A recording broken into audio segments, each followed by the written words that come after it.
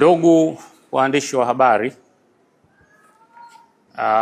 naitwa Hamadi Musa Yusuf, ni mkuu wa idara ya habari, uenezi na mawasiliano ya umma makao makuu, ofisi ya makao makuu Zanzibar.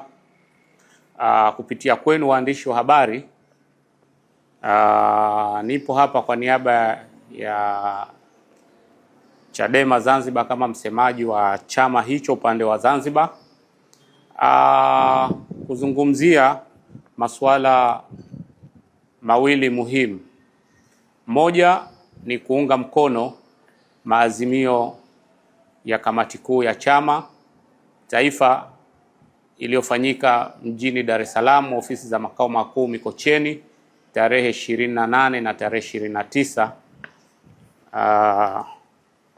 mwezi wa 4. Lakini la pili,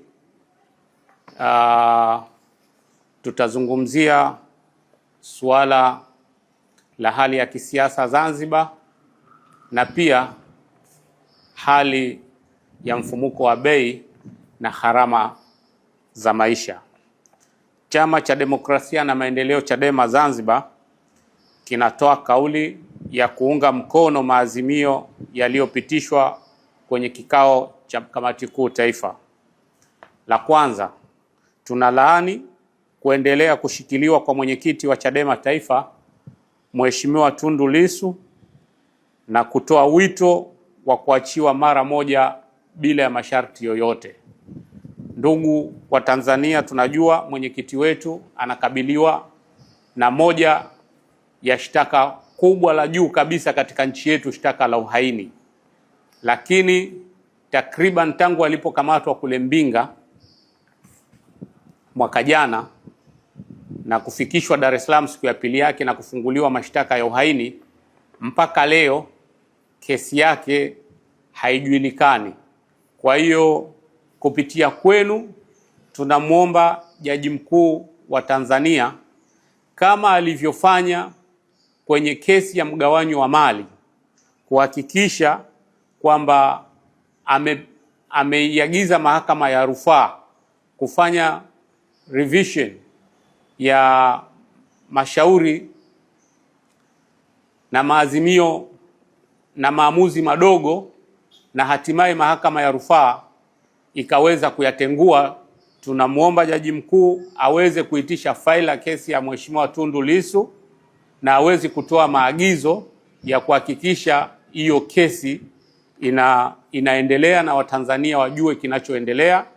Na Mheshimiwa Tundu Lissu kama Mtanzania ambaye anatuhumiwa kwa uhaini lakini bado hajatiwa hatiani, basi aweze kutendewa haki na haki ionekane kwamba inatendeka.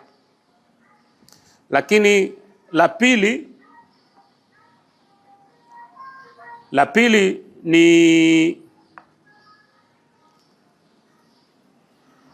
ni kuyapinga matokeo ya uchaguzi mkuu wa tarehe 29 2025 ambayo yaliweka madarakani viongozi waliojipachika kwa njia isizo halali.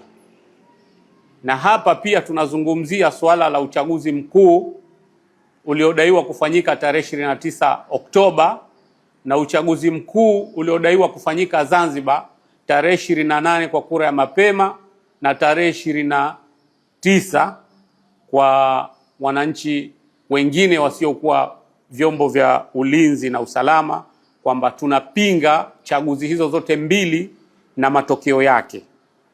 Lakini la tatu, kutoa wito na kuunga mkono kuwajibishwa wote walioratibu mauaji na vurugu zilizotokea wakati na baada ya uchaguzi, ikiwemo viongozi wa serikali na vyombo vya dola. Mauaji yale watuhumiwa wakubwa ni serikali na vyombo vya dola. Kwa hiyo tunatoa wito wa kuwajibishwa walioshiriki, waliohusika, walioratibu na waliotekeleza.